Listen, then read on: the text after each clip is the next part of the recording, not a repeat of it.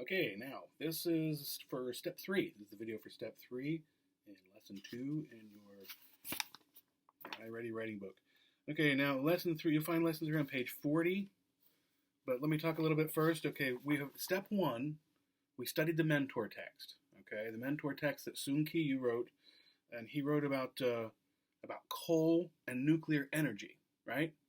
That, remember, don't confuse the two. That's just our mentor text, and that's for us to get ideas off of. As a matter of fact, the way he wrote this is probably the way we're going to structure exactly our story. Except our story is about what you guys should have just read. The two stories about wind energy and hydroelectric power, okay? So the wind energy and the hydroelectric power are our source text stories, all right? So, all right, on to step 3, and let's talk about this. Finding text evidence. Now, that hasn't changed from opinion writing. We're going to find text evidence. We're going to find evidence within the text that's going to, it's not going to prove an opinion, but it's going to prove what we're going to talk about, all right? It kind of explains things. So let's look at this, all right? On page 40, please follow along. It says, you've unpacked your assignment and identified the 3 ideas that you will develop in your article. As you reread your source texts, use the following system to label the details that will help you explain to your readers how hydroelectric plants and wind-powered turbines produce electricity. So this is going to help you. So what we do on the next page, what we talk about here on this page, and what we have on the next page will help you. So the bulleted points here, we're going to see, says how each power source works. We're going to underline the details about the generation of hydroelectric power in the first source and wind power in the second. Mark them with a W for works. So what they're saying is how does hydroelectric power work? How does the wind power work? So when you find how it works, you're going to underline it and then mark it with a W for works, okay? And then we're going to find the benefits of each power source. Benefits are the good things. Underline details about the benefits or the pros, the good things, of each power source. Mark them with a B for benefits. So the good things that come from that power source, that's what I want you guys to mark with a B. All right? Underline it and mark with a B. And then problems with each power source. I wonder what's coming up next. Underline the details about the problems caused by each power source and mark them with a P for problem. So how they work, underline it, mark it with a W. The benefits, the good things, underline it, mark with a B. The bad things, the problems, mark with a P. So underline those and mark with a P. Now look down below that where it says modeled instruction. Now this is who is this? This is Bo. Bo is he's telling us how a good writer would think. So follow along. To gather information for his article, Bo underlined details and marked up the text as he read his first source, hydroelectric power.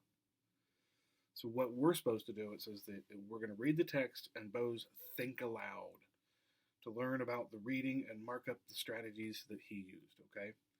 So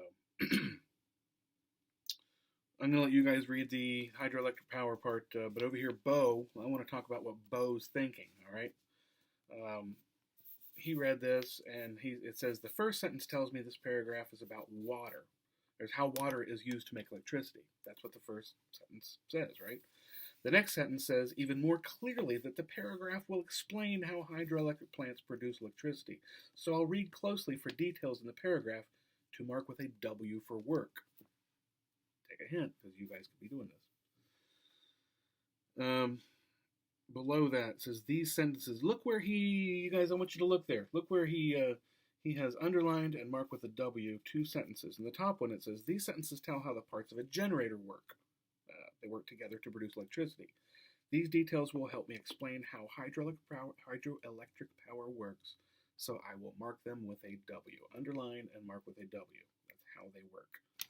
And then below that says this sentence explains the first step in the process of generating hydroelectric power. Hydroelectric power. I'll label it with a W2.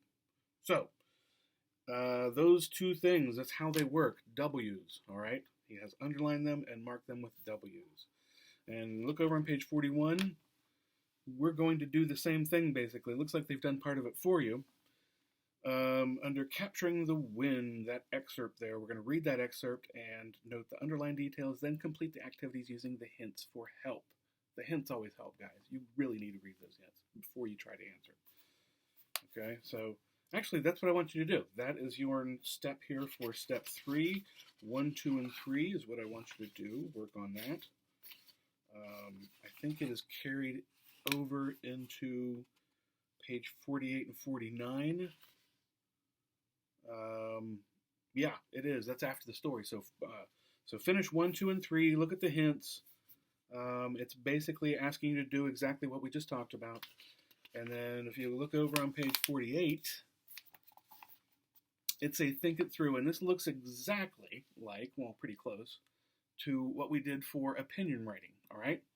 So for opinion writing, we had to, basically do the same thing. It says up there, use details from both sources to complete the following activities. Your answers will help you write your article. Just follow along. Again, read the hints. For the first one, how does a hydroelectric plant work to produce electricity? List the steps below. So how? How does it work? Those are all the things that you've underlined with a W. All right? The hint even says, use the steps in both the text and the diagram to help you understand the process. So, please finish 1, 2, 3, and 4, and 5 on page 48 and 49 as well. That's part of step 3. Okay?